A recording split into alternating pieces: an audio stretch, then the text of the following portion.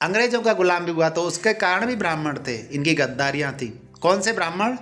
जो सिर्फ नाम के ब्राह्मण हैं, जो सिर्फ कर्म से हीन हैं, सिर्फ जन्म के आधार पर अपने आप को ब्राह्मण कहते रहते हैं, ऐसे ब्राह्मण जो जजिया के बदले बिके। और जहाँ तक मैं बात कर रहा हूँ सनातनी मुसलमानों की और सैयदी ब्राह्मणों की भी बात अक्सर करता रहता हूँ। देखो ये पुस्तक है, उल्टा दिख रहा होगा आप तो, लेकिन इस पुस्तक का नाम है नागपुर के भोंसले। तो मैं अभी आपको इसमें से बताने जा रहा हूँ कुछ चीज़ें। ये कहानी होती है कि भोंसले का जो राज दरबार है ना, उसमें से एक ब्राह्मण है। तो मैं सुना रहा हूँ, इसमें एक लाइन है, 15 नवंबर 1817 सुबह सुबह अप्पा साहब नागपुर रेजिडेंसी पे हमला करेंगे, ऐसी अफवाह फैल गई। यानी अंग्रेज़ों को अफवाह ऐसी फैली, उनको आभास हो गया कि रेजिडेंसी पे हमला होने वाला है।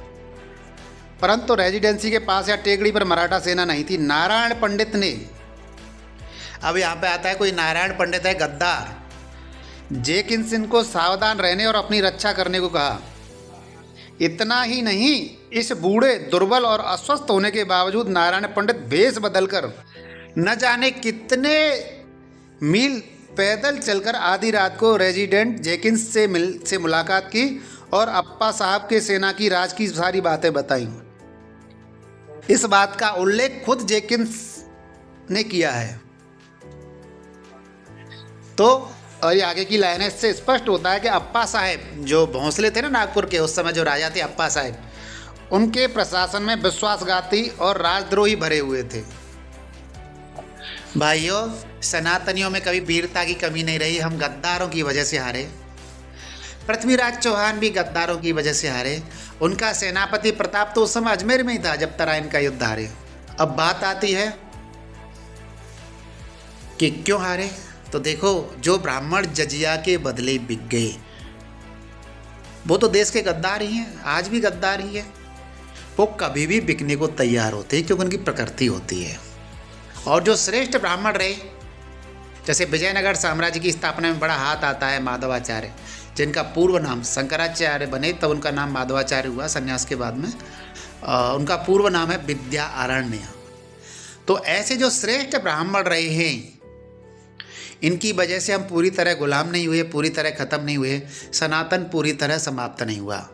तो ऐसे श्रेष्ठ ब्राह्मणों को सत सत नमन, जो गुण से, कर्म से, स्वभाव से, ज्ञान से ब्राह्मण हैं।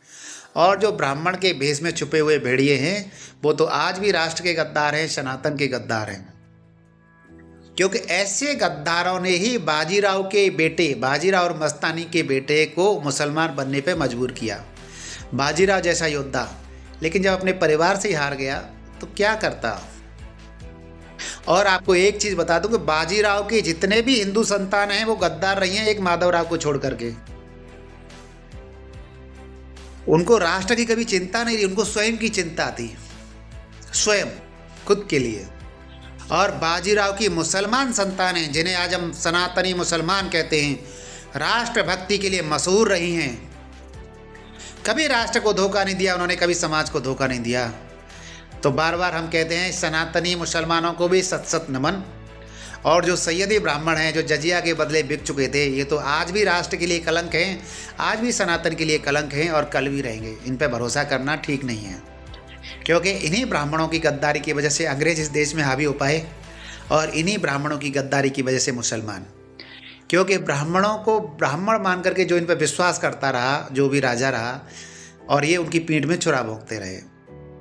तो भाइयों, अब आपको पता चल गया होगा कि मराठे ब्राह्मणों की गद्दारी से कैसे हारे। अच्छा, नमस्ते भाइयों। अभी आराम चल रहा है, स्वास्थ्य सही नहीं है, लेकिन फिर भी मुझे ये चीज़ें, मैं बोला इस पर एक छोटा सा वीडियो शूट करता हूँ। नमस्ते, नमस्ते। जय सनातन।